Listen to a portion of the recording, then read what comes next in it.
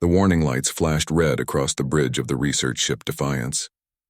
Commander Sarah Chen gripped her chair as the experimental faster-than-light drive made sounds it was never supposed to make. Sparks flew from control panels and the ship shook like a toy in an angry child's hands. "Drive core temperature is off the charts," shouted Engineer Lisa Park from her station. "The quantum field is collapsing. Cut power to the drive," Chen ordered, but it was too late. The universe around them twisted and bent in ways that hurt to look at. Space folded like paper, and suddenly they were somewhere else entirely. The Defiance tumbled through normal space, all systems failing at once. Through the main view screen, Chen saw a blue-green planet rushing up to meet them. It looked almost like Earth, but 3 moons hung in the alien sky. "Brace for impact," she yelled. The ship crashed into a forest of silver trees, cutting a long scar through the metallic landscape before finally coming to rest in a crater of its own making. Steam rose from the hull and the smell of burned electronics filled the air. Chen slowly stood up, checking herself for injuries. Around the bridge, her crew of 200 researchers, engineers, and scientists were picking themselves up and looking around in confusion. "Is everyone alive?" she called out. "Medical teams report 37 injuries, nothing life-threatening," replied Dr. Marcus Rodriguez, the ship's chief medical officer. His dark hair was dusty with debris, but his eyes were already bright with curiosity as he stared out at the alien landscape. "Good, Park, what's the status of our systems?" Lisa Park ran her hands through her short blonde hair and studied her damaged console. "Drive is completely fried, main power is down to emergency levels, and we're breathing recycled air. But the hull is intact, and I think I can get basic systems running again." "How long to repair the FTL drive?" Park shrugged. "Maybe a week, maybe 2. The design is solid, but some of these components will need to be rebuilt from scratch." Through the view screen, they could see movement in the silver forest. Tall crystalline beings emerged from between the metallic trees. They walked on 4 legs and had bodies that looked like living glass, refracting light into beautiful rainbow patterns. Each one was at least 9 feet tall. "First contact protocol," Chen said calmly. "Everyone stay calm and follow my lead." The crystalline beings surrounded the crashed ship. Their voices came through the communication system in perfect English, though the translation software was working overtime to convert their sounds into something humans could understand. "Attention, unknown vessel. You have violated Imperial space without proper documentation. Prepare to be boarded for processing." Chen activated the external speakers. "This is Commander Sarah Chen of the Earth vessel Defiance. We had a malfunction with our experimental drive system. We mean no harm and request assistance." "Earth?" The alien voice sounded confused. "There is no registered world by that name in Imperial records. You will be detained pending investigation." The next few hours were a blur of activity. The crystalline beings, who called themselves Xerions, used advanced technology to cut through the hull of the Defiance. They were polite but firm as they escorted the human crew outside. The humans found themselves standing in the silver forest under an orange sky. The air was breathable but tasted slightly metallic. The 3 moons hung overhead like watching eyes. "Remarkable," Dr. Rodriguez whispered, pulling out a small scanner to take readings. "The atmospheric composition is almost identical to Earth, but the plant life is completely different. These trees aren't really plants at all, they're some kind of metallic organism." One of the Xerions stepped forward. His crystalline body was darker than the others, suggesting higher rank. "I am Customs Officer Veltar. You will come with us for processing. Your ship will remain here under guard." "What exactly are we being charged with?" Chen asked. "Unauthorized dimensional breach, possession of impossible technology, and failure to register your species with the Imperial Census Bureau."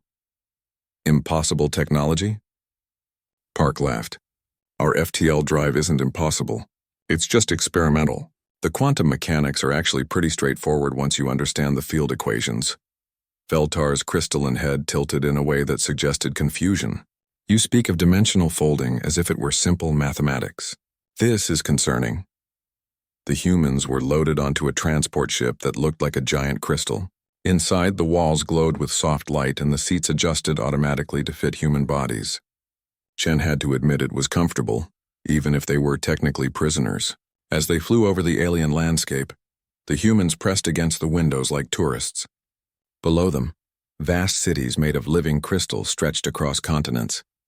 Flying vehicles moved in perfect formation through the air, and massive orbital elevators reached up toward space stations that glittered like jewels. "The engineering is incredible," Park murmured, sketching designs in her notebook. "But I think I see some inefficiencies in their traffic control system, and those power conduits could be rerouted for better energy distribution." Dr. Rodriguez was taking medical readings of their Xerion guards. Fascinating bone structure. Well, not bones exactly, but a similar support system made of crystallized carbon compounds. I wonder how their nervous system works with that physiology. The Xerions listened to this chatter with growing bewilderment. Most species they encountered were either terrified or trying to impress them with desperate displays of submission. These humans seemed more interested in taking notes than worrying about their fate. The transport ship arrived at a massive detention facility that floated in the upper atmosphere like a metal moon. Inside, the humans were processed through various checkpoints, each one manned by different alien species. There were slug-like beings with multiple eyes, insectoid creatures that clicked and buzzed, and floating jellyfish that communicated through color changes. Each species seemed to regard the humans with curiosity rather than hostility. "You're from outside the Empire?" asked a slug being at the registration desk. "That's impossible. The Empire spans the entire galaxy. There is nothing beyond our borders but empty space and radiation." "Well, we're from Earth," Chen said cheerfully. "It's in what you probably call the Orion Arm, about 26,000 light-years from the galactic center. Nice little yellow star, one inhabited planet, bunch of moons and asteroids." The slug being's eyes wiggled in confusion. "The Orion Arm is designated as uninhabitable space. Too much stellar radiation and gravitational instability." "Oh, it's not that bad once you get used to it," Dr. Rodriguez chimed in. "Sure, we get the occasional asteroid impact or solar flare, but that just keeps life interesting." By the end of the processing, word had spread through the detention facility about the strange new prisoners. Aliens who had been sulking in their cells for years came out to stare at the humans through the energy barriers. The humans were assigned to a large communal cell with about 50 other beings from various species. Most of them were rebels, smugglers, or political prisoners who had been in detention for decades. "Welcome to hell," growled a bear-like creature with 6 arms. "Hope you're ready to rot here forever like the rest of us." "Thanks for the welcome," Chen said brightly. "But I don't think we'll be here that long. Park says she can fix our ship in a week or 2, and then we'll be heading home." The other prisoners stared at her in shock. No one had ever talked about leaving this place before. The detention facility was supposed to be escape-proof, but as Chen settled down on her assigned sleeping mat, she was already mentally cataloging everything she had observed about Xerion technology. The locks were electronic, the barriers were energy-based, and the guards relied too heavily on their automated systems. She smiled to herself. This was going to be an interesting week. Outside the detention facility, Customs Officer Veltar filed his report with growing unease. These humans were unlike any species he had ever encountered. They showed no fear, no desperation, and no respect for the natural order of things. That worried him more than he cared to admit. 3 days after their arrival, the humans were brought before the Xerion High Court. The courtroom was a massive crystal chamber that reached up into the clouds, with floating platforms for judges and witnesses. Everything sparkled and gleamed with inner light, designed to intimidate anyone who stood trial there. Commander Chen and her senior officers stood in the center of the room, surrounded by energy barriers that hummed with deadly power. Above them, 5 Xerion judges sat on crystal thrones that floated in the air. The chief judge, Christak the Impartial, was ancient even by Xerion standards. His crystalline body had turned almost black with age, and when he spoke, his voice echoed through the chamber like breaking glass. "Humans of the vessel Defiance," Judge Christak intoned, "you stand accused of violating Imperial space, possessing forbidden technology, and existing without proper authorization. How do you answer these charges?" The other prisoners in the gallery held their breath. They had seen this ritual many times before. The accused were supposed to fall to their knees, beg for mercy, and accept whatever punishment the court decided. It was the natural order of things in the Empire. Instead, Dr. Rodriguez raised his hand like a student in class. "Excuse me, Your Honor, but I have a question about the architecture here. Those support columns are beautiful, but they're carrying way more stress than they need to. If you move the load-bearing elements about 15 degrees counterclockwise, you could reduce the structural stress by at least 30%. Plus, it would improve the acoustics. The courtroom fell silent. In 3,000 years of imperial justice, no one had ever commented on the building's construction during their trial. Judge Christak's voice cracked slightly. "What did you say?" "The engineering," Rodriguez continued enthusiastically. "It's good work, don't get me wrong, but there's room for improvement. I've been studying Xerion crystal growing techniques since we got here, and I think I see how you could optimize the molecular structure for better light transmission too." Engineer Park nodded in agreement. "Dr. Rodriguez is right about the structural issues. Also, your power distribution system has some bottlenecks. I noticed the lights dimmed slightly when the energy barriers activated. You could fix that with better capacitor placement. And the transportation system we saw on the way here," added Chief Navigator Williams. "Very elegant design, but the traffic flow algorithms could be more efficient. I ran some calculations and you could increase throughput by about 20% with minor adjustments to the routing protocols." Judge Christak stared down at them, his ancient mind struggling to process what was happening. "You are on trial for your lives and you are critiquing our technology?" "Well, we're not trying to be rude," Commander Chen said with a smile. "But when you see something that could work better, it's natural to want to help improve it. That's just how humans are." The other judges whispered among themselves in their crystalline language. They had presided over trials for centuries, but nothing in their experience had prepared them for defendants who treated the courtroom like a friendly consultation meeting. "Perhaps," Judge Christak said slowly, "you do not understand the gravity of your situation. You have violated imperial law. The penalty for unauthorized entry into our space is exile to the mining world Tartarus 7. Is that the planet with the harsh conditions and dangerous work?" Chen asked. "Yes. It is where we send our most dangerous criminals to break rocks until they die." "Sounds challenging," Chen said thoughtfully. "What kind of mining operation is it? Strip mining, deep shaft, or something more sophisticated?" The judge's crystalline features somehow managed to convey complete bewilderment. "Does it matter? It is punishment, not employment." "Everything matters," Park chimed in. "If we're going to be there for a while, we might as well make the best of it. Maybe we can help improve the safety procedures. Mining accidents are usually preventable with proper planning." In the gallery, the other prisoners were staring in amazement. A small reptilian being named Scrix leaned over to his cellmate, a floating gas cloud creature called Nebula. "Are they insane?" Scrix whispered. "I don't think so," Nebula pulsed in response. "I think they're just different." Judge Christak called for a recess. The human defendants were escorted back to their holding cells while the court deliberated. But instead of deliberating, the judges found themselves researching human psychology and trying to understand how an entire species could be so fearless in the face of imperial authority. When the court reconvened an hour later, Judge Christak had made a decision that surprised everyone, including himself. "Humans of Earth," he announced, "the court finds you guilty of all charges. However, your unique perspective on imperial technology has been noted. You will be sentenced to labor on Tartarus 7, but you will also be assigned as consultants to the prison administration." "Consultants?" Chen asked. "Your suggestions about structural improvements and traffic optimization were surprisingly insightful. Perhaps your primitive engineering knowledge could be useful in improving prison efficiency." The humans exchanged glances. This wasn't exactly what they had expected, but they rolled with it. "Happy to help," Rodriguez said cheerfully. "Do you have the technical specifications for the mining equipment? I'd love to take a look at the safety protocols." 2 days later, the humans found themselves on a transport ship bound for Tartarus 7, along with about 100 other prisoners from various species. The ship was basically a flying prison cell, with minimal life support and no amenities. While the other prisoners huddled in misery, the humans immediately began socializing. Chen started a poker game using torn pieces of fabric as cards. Park organized exercise sessions in the cargo hold. Rodriguez set up an impromptu medical clinic to treat the various ailments the long-term prisoners had developed.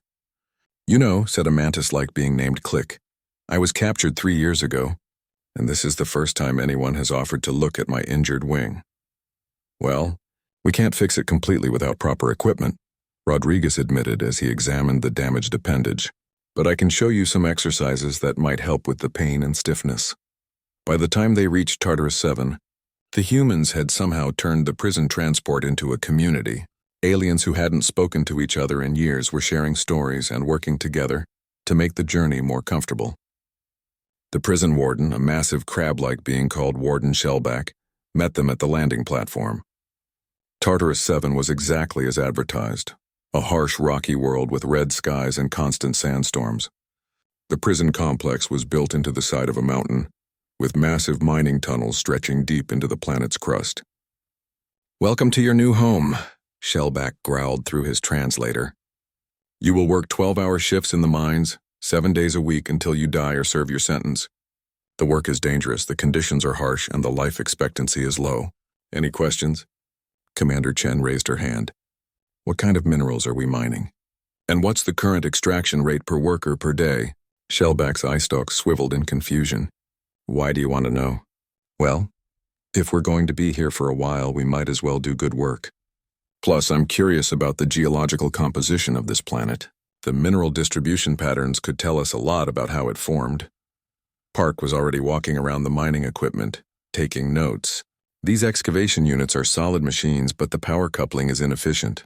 You're losing about 15% of your energy to heat dissipation. Also, the conveyor system has some bottlenecks that are probably slowing down production."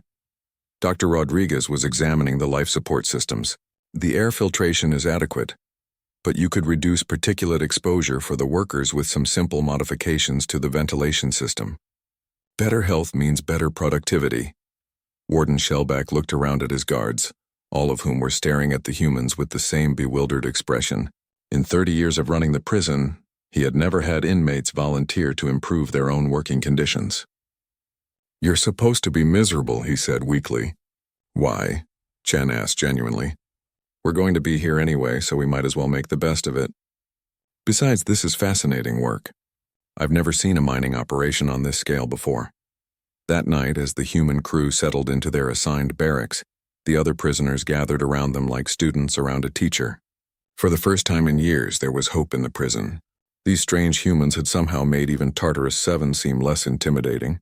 And somewhere in the back of his mind, Warden Shellback realized that his prison was about to change in ways he couldn't even imagine. 6 weeks into their stay on Tartarus 7, the humans had completely transformed the prison. What started as a brutal work camp had become something resembling a cooperative community. The changes happened gradually, almost by accident. It began when Engineer Park noticed that the mining equipment kept breaking down because the workers were too afraid of the guards to report maintenance issues. She suggested a simple solution: daily equipment inspections where workers could point out problems without fear of punishment. "It's just basic preventive maintenance," Park explained to Warden Shellback. "If you catch problems early, you avoid major breakdowns later." The warden agreed, mostly because he was tired of explaining equipment failures to his superiors. But he didn't expect the side effects. The daily inspections became informal meetings where prisoners from different species started talking to each other. Dr. Rodriguez began teaching basic first aid to anyone who was interested. Navigator Williams started sharing stories about Earth's history during meal breaks. Commander Chen organized work teams that mixed different alien species together, breaking down the tribal divisions that had existed in the prison for decades. The guard captain, a lizard-like being named Scarl, watched these developments with growing concern. "The prisoners are getting too comfortable," he complained to the warden. "They're supposed to suffer, not form social clubs." "As long as they work and don't cause trouble, I don't care what they do," Shellback replied. "Besides, productivity is up 30% since the humans arrived." That was true. The humans had implemented dozens of small improvements to the mining operation. Better tool maintenance, more efficient work schedules, improved safety procedures, and optimized ore processing techniques. The prison was exceeding its quotas for the first time in years, but the real changes went deeper than productivity numbers. Click, the mantis being, had regained partial use of his injured wing, thanks to Rodriguez's physical therapy program. He started teaching other inmates about his species' natural engineering abilities. A group of slug-like gastropods began sharing their knowledge of metallurgy. The floating nebula creatures taught meditation techniques that helped reduce stress-related conflicts. The prison was becoming a place where beings learned from each other instead of just surviving. Word of these changes began to spread through the galactic communication networks. Other prison wardens requested transfers to Tartarus 7 to see the human management techniques in action. Imperial bureaucrats started visiting to study the improved efficiency numbers. And then the Void Raiders arrived. The attack came without warning on a quiet morning. The Void Raiders were legendary across the galaxy, an ancient species of warriors who traveled in massive black ships that could crack planets in half. They had been raiding Imperial worlds for centuries, taking whatever they wanted and leaving destruction in their wake. Their flagship, the Doom Crusher, dropped out of hyperspace directly above Tartarus 7. It was a kilometer-long vessel that looked like a giant metal skull, bristling with weapons that could turn a city to glass. The prison's alarm system screamed as the Doom Crusher's weapons began charging. On the surface, Imperial patrol ships scrambled to respond, but everyone knew it was hopeless. The Void Raiders had never been defeated in open battle. In the prison, chaos erupted. Guards ran for the evacuation shuttles while prisoners panicked in their cells. The automated systems began initiating lockdown procedures to contain the inmates during the attack. But the humans didn't panic. "Park, what's our situation?" Commander Chen asked calmly as explosions echoed through the mountain. "One massive enemy ship looks like it's preparing to attack the surface installations," Park reported, studying the tactical display. "The prison's defense systems are completely outmatched." "What about the mining equipment? The heavy excavators?" "They're not weapons, Commander." "They are if we use them right." Chen turned to address the other prisoners who were huddled in terror around the common area. "Listen up, everyone.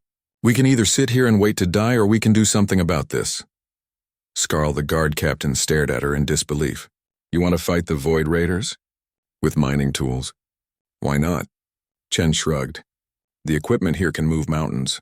I bet it can move spaceships too." What followed was the strangest military operation in galactic history. The humans organized the prisoners into work teams just like they had for mining, but this time they were mining the Void Raiders. Park jury-rigged the heavy excavators into improvised artillery pieces, using the same principles that moved rocks to launch chunks of processed ore at incredible velocities. Click and the other engineer types helped modify the conveyor systems into ammunition feeding mechanisms.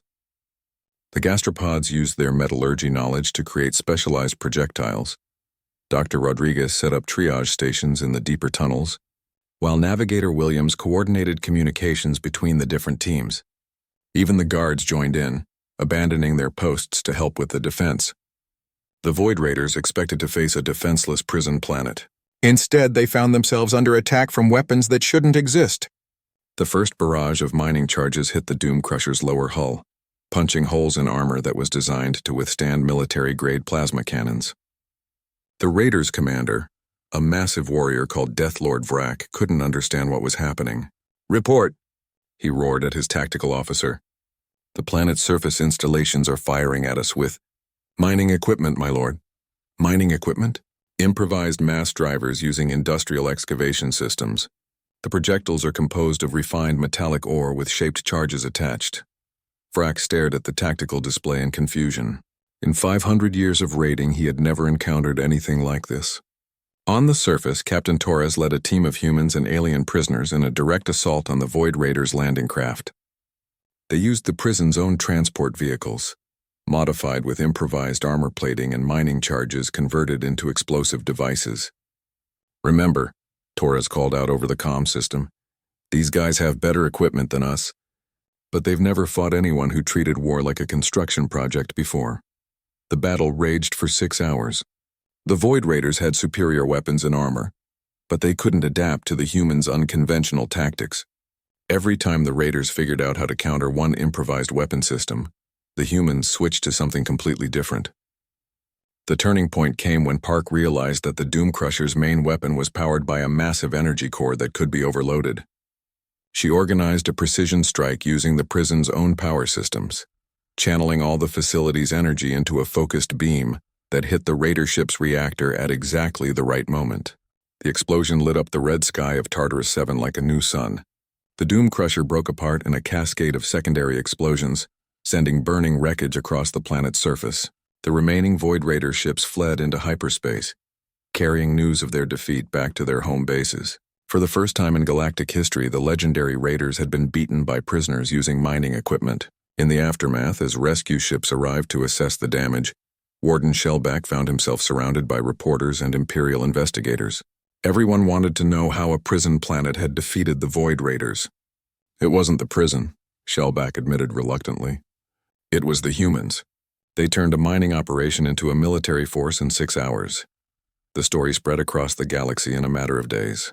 The humans who had accidentally wandered into Imperial space, who treated their imprisonment like a technical consulting job, and who fought legendary space pirates with construction equipment. Suddenly, every world in the Empire wanted to know more about these remarkable beings from Earth.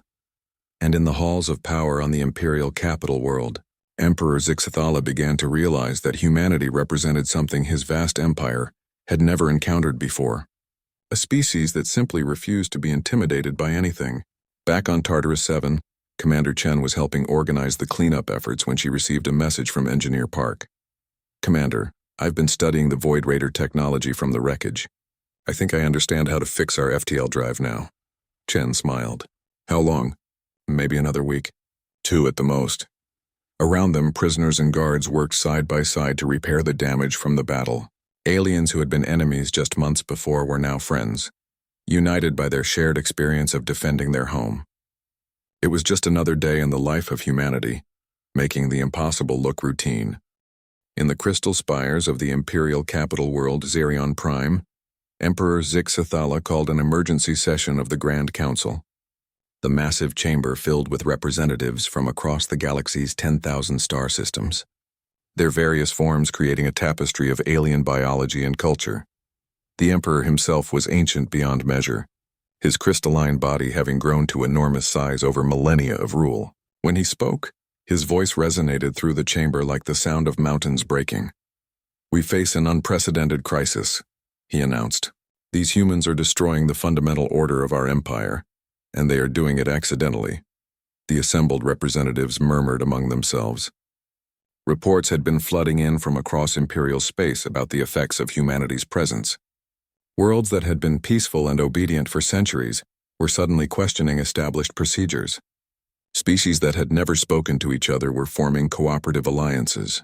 Even the most rigid bureaucratic systems were being improved by enthusiastic suggestions from local populations. "Your Majesty," spoke High Counselor Vextala, her serpentine form coiled elegantly around her floating platform. "Surely you exaggerate the threat posed by 200 stranded primitives." "Do I?" The Emperor activated a holographic display showing dozens of reports. "On Kepler 442b, the local customs officials have implemented human-inspired efficiency improvements that have reduced processing times by 60%. But they have also reduced fear-based compliance by 90%. More data scrolled across the display. On Altair 4, the industrial workers have organized themselves into cooperation circles, based on techniques they learned from freed Tartarus 7 prisoners. Production is up, but worker rebellions are also up 300%.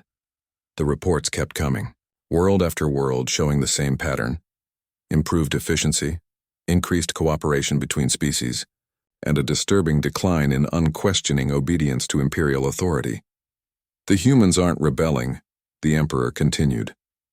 "They're not trying to overthrow our government or conquer our territory. They're just treating our entire civilization like neighbors to get along with, and somehow, that's more dangerous than any military threat we've ever faced."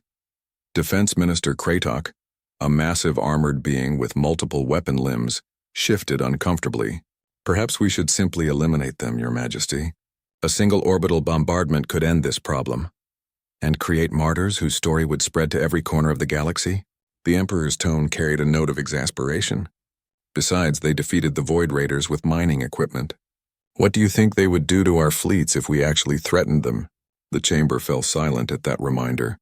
The defeat of the Void Raiders had sent shockwaves through the Imperial military. Strategic analysts were still trying to understand how it had happened, and most of their conclusions were deeply unsettling. Intelligence Director Spiral activated her own holographic display. "Our psychological evaluation teams have studied the humans extensively. Their mental patterns are unlike anything in our databases. They show no fear response to superior authority, no submission instincts, and no concept of impossible problems." She highlighted specific behavioral analyses.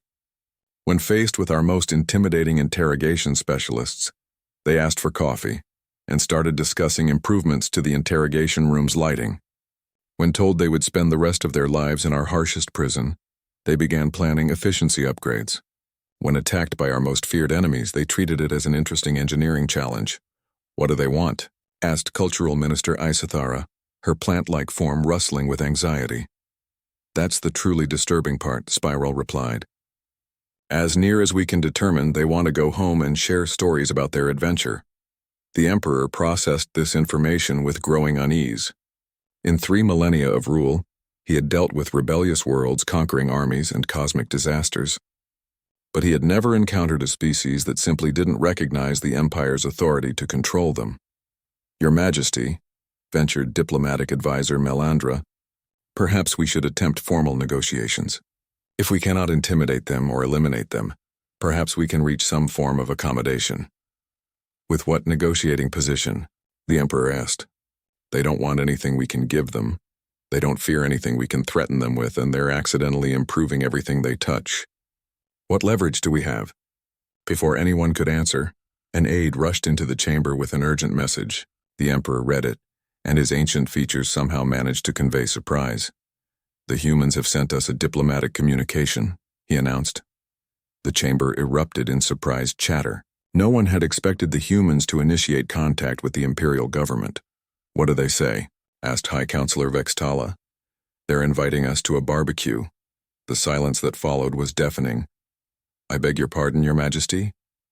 Vextala's serpentine head tilted in confusion. "Apparently, they've repaired their ship and they want to say goodbye properly before heading home. They've organized something called a barbecue party on Tartarus 7 and formally invited representatives of the Imperial government to attend." Defense Minister Kratak's weapon limbs twitched with frustration. "It's obviously some kind of trap. What kind of trap involves cooking food outdoors?" Intelligence Director Spiral consulted her files. "According to our cultural analysis, a barbecue is a form of social gathering where beings consume grilled meat and engage in recreational activities. It appears to be purely ceremonial." Diplomatic advisor Melandra straightened with sudden interest. "Your Majesty, this could be our opportunity. If we send our most skilled negotiators, perhaps we can determine their true intentions and find some way to contain their influence." The Emperor considered this. After months of watching the humans accidentally undermine Imperial authority simply by being themselves, the idea of formal negotiations was almost appealing. "Very well," he decided. "Send a diplomatic team to this barbecue, but make sure they understand the stakes. The future of Imperial authority may depend on understanding these humans." 3 days later, the Imperial diplomatic vessel Magnificent Harmony arrived at Tartarus 7. The ship was a masterpiece of intimidation design, with weapon systems that could level cities and ceremonial decorations that had been crafted to inspire awe and submission in countless species. The diplomatic team was led by Chief Negotiator Quindal, who had successfully concluded peace treaties with over 50 different civilizations. He was accompanied by a full ceremonial guard, cultural specialists, and psychic warfare experts. They landed to find the former mining prison transformed into what appeared to be a festival ground.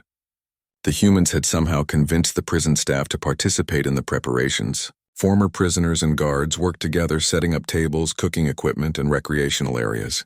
The atmosphere was more like a community celebration than a diplomatic meeting. "Commander," Chen greeted the diplomatic team wearing casual clothes and a smile that completely ignored the formal protocols that usually governed Imperial negotiations. "Welcome to Tartarus 7, she said cheerfully. "Thanks for coming. We've got burgers, hot dogs, and some local game that Dr. Rodriguez has been experimenting with. Hope you're hungry."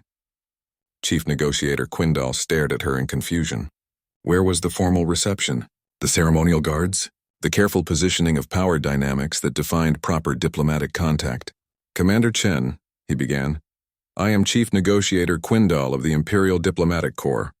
I have come to discuss the terms of your departure from Imperial space." "Great," Chen replied. "Grab a plate and we can talk while we eat. Park's been working on some improvements to our FTL drive based on Void Raider technology, and we should be ready to leave tomorrow. But we wanted to say goodbye properly first." She led them to where Engineer Park was demonstrating the repaired Defiance to a crowd of fascinated aliens.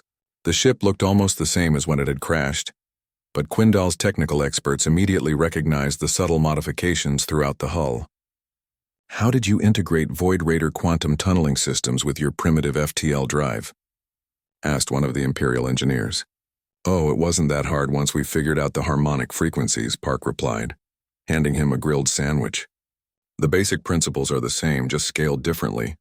Want to take a look at the engineering specs? For the next several hours, Chief Negotiator Quindal found himself in the strangest diplomatic meeting of his career.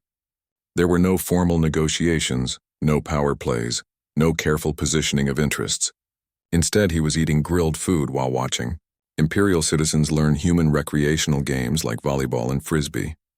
Dr. Rodriguez had set up a medical consultation station where he was sharing Earth medical techniques with alien doctors. Navigator Williams was teaching basic astronavigation to anyone interested. The entire gathering felt more like a scientific conference than a diplomatic summit. This is all very pleasant, Quindal finally said to Chen, but we need to discuss the serious implications of your presence here. Your influence is spreading across the Empire, disrupting established order. Is that bad? Chen asked genuinely. From what I've seen, most of the disruption involves people working together more efficiently and treating each other better. That seems like a good thing. But it undermines Imperial authority.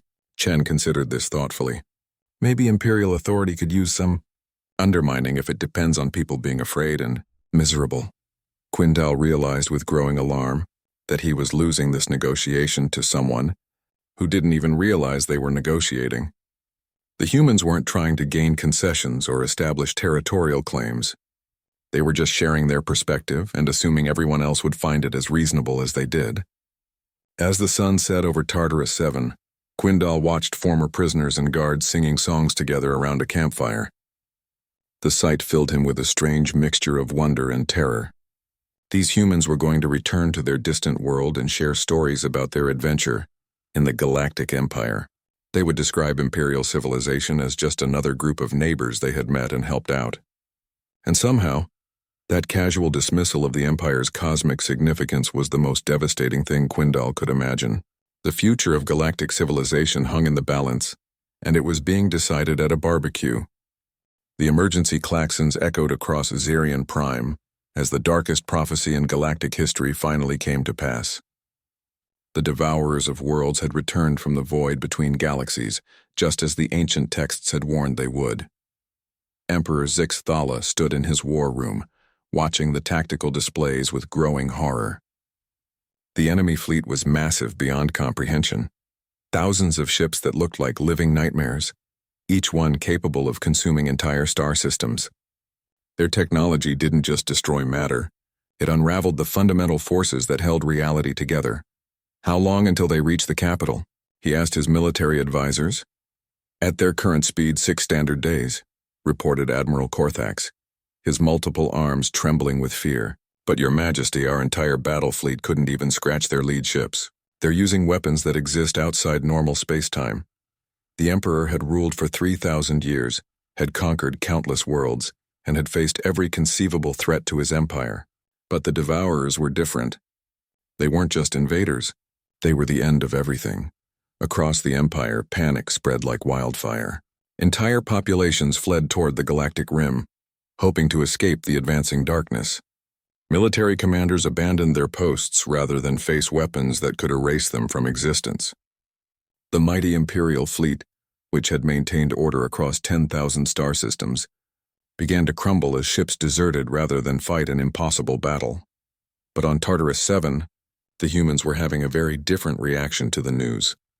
Fascinating, Dr. Rodriguez said, studying the sensor readings of the Devourer ships.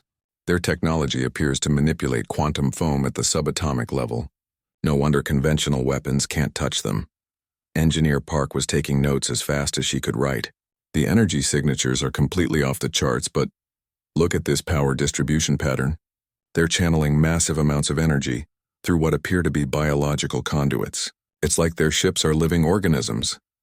Commander Chen watched the tactical displays with the same calm interest she had shown when studying Zerion technology months earlier. What do you think, Park? Any ideas on how to counter this? Maybe, Park said thoughtfully. If they're using biological systems to channel that much energy, There might be natural limits to their efficiency. Biological systems are great for adaptation and self-repair, but they're not as stable as mechanical systems under extreme stress. Navigator Williams was already calculating fleet movements. If we can get close enough to study their technology in detail, we might be able to find weaknesses, but we'd need to survive long enough to collect data. Survive? Dr. Rodriguez laughed. Williams, we survived a prison planet, defeated legendary space pirates with mining equipment, and accidentally started a galactic social revolution. I think we can handle some overgrown space monsters. Their conversation was interrupted by an emergency communication from the Imperial fleet. Admiral Korthax appeared on the screen, his expression desperate. "Humans of Earth," he said, his voice cracking with strain. "The Empire formally requests your assistance. We know you're preparing to return to your home world, but we need your help. The Devourers cannot be stopped by conventional means." Chen exchanged glances with her crew. They could see the fear in the Admiral's eyes, hear the desperation in his voice. Around them, the former prisoners and guards of Tartarus 7 waited for their decision. "What's the tactical situation?" Chen asked. "Hopeless," the Admiral replied honestly. "We have 1,200 ships. They have over 10,000. Our weapons can't penetrate their defenses. Their weapons can destroy our ships from outside our sensor range. Every simulation shows complete Imperial defeat within days." "Simulations are just starting points," Park said cheerfully. "The real world is always more interesting than the math predicts." Chen made her decision with the same casual confidence she had shown throughout their entire adventure. "All right, Admiral. We'll help. But we do this our way." "What does that mean?" "It means we're going to treat this like any other engineering problem. Give us access to your fleet technical specifications and we'll see what we can do." What followed was the most unusual military preparation in galactic history. Instead of traditional battle planning, the humans organized the Imperial defense like a massive construction project. Engineer Park worked with teams of alien engineers to retrofit Imperial ships with improvised weapons based on principles they had learned from the Void Raider technology. The modifications were crude but effective. If the enemy ships were using biological systems, then biological systems could be disrupted. Dr. Rodriguez established medical teams throughout the fleet, not just to treat wounded, but to study the biological nature of the Devourer technology. If the enemy ships were alive, then they might be susceptible to the same kinds of problems that affected any living organism. Navigator Williams coordinated with hundreds of alien species, combining their different perspectives and abilities into a single coordinated strategy. The mantis beings provided engineering expertise, the gastropods contributed metallurgy knowledge, the floating nebula creatures offered insights into energy manipulation. But most importantly, Commander Chen did what she had been doing since the day they arrived in Imperial space. She treated an impossible situation like it was just another interesting problem to solve. The final battle took place in the Xerian system itself, with the Imperial capital world as the backdrop. The Devourer fleet arrived like a wave of living darkness, their ships pulsing with malevolent energy that warped space around them. The Imperial fleet met them in formation, but not the rigid battle lines that had defined galactic warfare for millennia. Instead, they flew in the flexible, adaptive patterns that the humans had taught them, patterns that could respond quickly to changing conditions and take advantage of unexpected opportunities. The first exchange of fire confirmed everyone's worst fears. The Devourer weapons tore through Imperial shields like paper, while Imperial weapons barely scratched the enemy hulls. But the humans had expected this. "Now," Chen commanded, and the Imperial fleet implemented the most unconventional battle strategy in military history. Instead of fighting the Devourers directly, they began treating them like a medical problem. Park's retrofitted weapons didn't try to destroy the enemy ships. They introduced targeted biological agents designed to disrupt the creature's energy channeling systems. Rodriguez's medical teams had developed these agents by studying samples of similar organisms from across the galaxy. The effect was like giving a massive organism a carefully designed infection. The Devourer ships began to malfunction as their biological systems fought off the introduced agents. Their perfect coordination started to break down as individual ships struggled with internal problems. But the humans weren't done. While the enemy dealt with biological warfare, the combined Imperial fleet began implementing the tactical lessons they had learned on Tartarus 7. They used improvised weapons, unconventional strategies, and most importantly, they worked together in ways that the rigid hierarchies of both civilizations had never allowed before. Species that had been enemies for centuries found themselves fighting side by side. Former prisoners commanded Imperial warships while former guards took orders from aliens they had once oppressed. The diversity that had always been the Empire's weakness became its greatest strength, as hundreds of different perspectives combined into a single, adaptive strategy. The battle raged for 18 hours. Several times it seemed like the Imperial forces would be overwhelmed, but each time some new adaptation or improvised solution would turn the tide. The humans had taught the galaxy's defenders that no problem was unsolvable if enough different minds worked on it together. The turning point came when Dr. Rodriguez realized that the Devourer ships weren't just alive, they were a collective organism, like a galactic-scale immune system.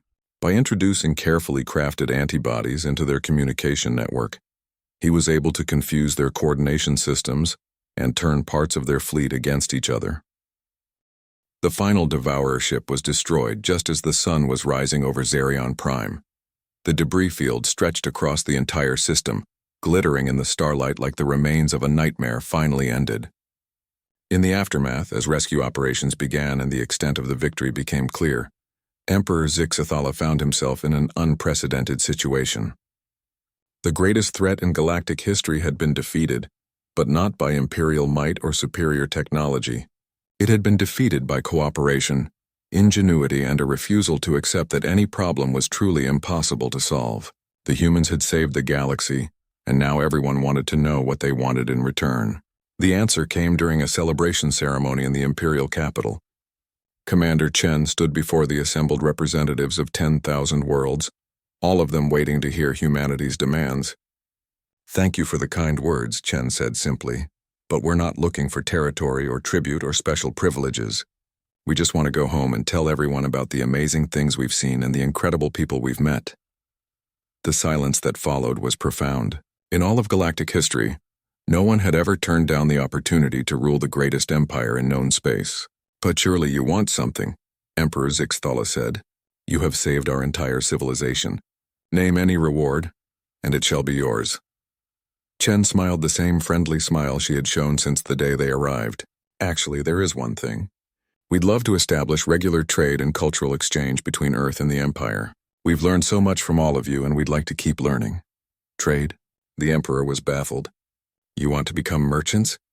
"We want to become friends," Chen corrected gently. "Good neighbors who help each other out and share interesting stories." And so, as the repaired and upgraded Defiance prepared to depart for Earth, the humans did what they had done from the very beginning. They treated the mighty galactic empire like just another group of neighbors worth getting to know. The ship lifted off from Xerion Prime carrying 200 human crew members, several alien friends who wanted to see Earth, and enough stories to keep humanity entertained for generations. Behind them, they left a galaxy that had been fundamentally changed by their presence. The rigid hierarchies of the Empire began to soften as worlds implemented human-inspired cooperation protocols. Species that had been isolated for centuries began reaching out to their neighbors. The fear-based authority that had maintained order for millennia was gradually replaced by something that looked remarkably like friendship. As the Defiance engaged its FTL drive and disappeared into hyperspace, Emperor Zixathala stood in his crystal palace looking out at the stars. For the first time in 3,000 years of rule, he found himself wondering what other remarkable civilizations might be waiting out there in the darkness. And somewhere in the depths of space, humanity was heading home with the greatest story ever told. The tale of how they accidentally wandered into a galactic empire and accidentally made it a better place just by being themselves. The universe was a vast and dangerous place, full of wonders and terrors beyond imagination. But as Commander Chen had proven, no challenge was too great as long as you approached it with curiosity, cooperation, and an unshakable belief that everything could be improved with a little human ingenuity. Humanity remained unshaken and the galaxy was better for it.